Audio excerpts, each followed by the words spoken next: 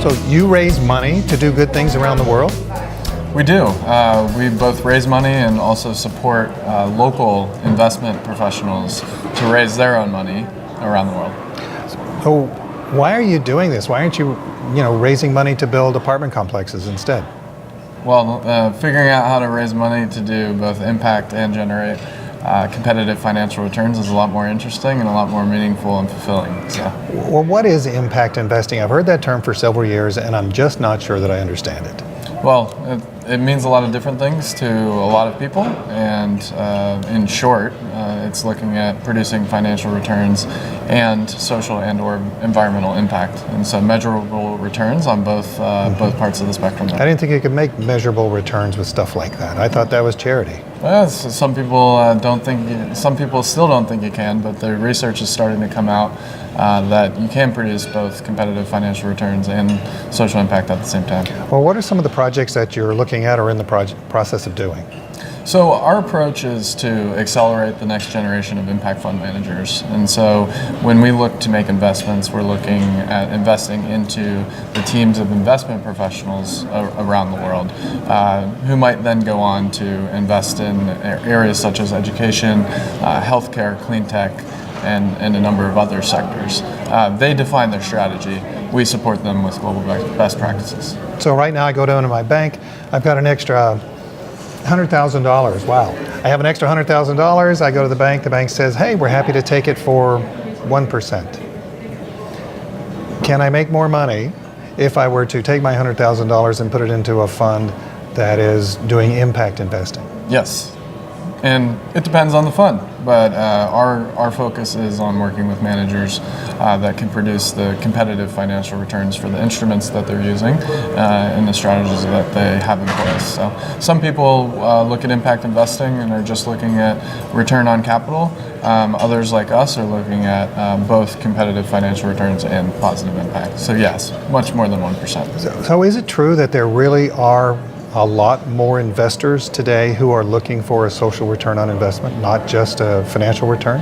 Well, I think that the trend and the interest is certainly there and growing. And to me, it's a pretty obvious one. Why wouldn't you want to align your values and the impact that you want to create and see in the world with the financial returns that you're seeing? Mm-hmm. When you are talking with a group, wherever that they are, for the potential of possibly working with you, what kinds of questions do they ask? Well, I think they ask us a lot about what value are we bringing to them in terms of working with them based on our investing experience and the impact investing experience that we've done over the past decade plus, and then really trying to understand how we're going to partner together and work together over time, what it means for us to invest in them, not only just with capital but also with our time and other resources and connections that we have.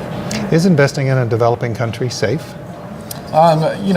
Investing, depending on where you're investing and the type of investing you're doing, there's risks associated with it, and you realize and you take into account those risks when you're making those investments, and you diversify your portfolio accordingly in order to be able to produce the results that you intend to for your investors. There are some countries that you go into where a smart thing to do is to buy political risk insurance. Is that the kind of thing that you get involved with as well? Our approach to kind of the foreign currency risk or political risk is to diversify our portfolio relative to where we're working with managers. And so our portfolio of managers is global, which inherently balances out that. How many different countries do you have associated managers now? So we've seen interest so far from over 70 countries. Wow. And right now in the network, which is the set of teams that we're working with, we have teams that are based in Guatemala, focused on a Central American strategy, Zimbabwe, Pan-African team that has offices in Nigeria and South Africa, as well as a fund in Turkey.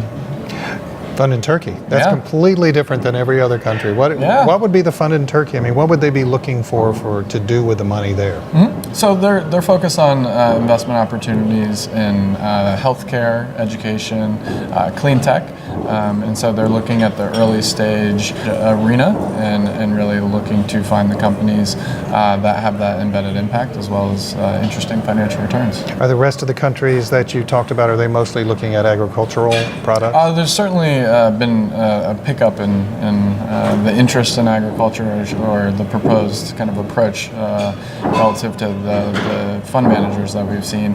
And we do have a couple that are looking at agriculture investments. The reality is a lot of the fund managers that we work with are multi-sector in nature.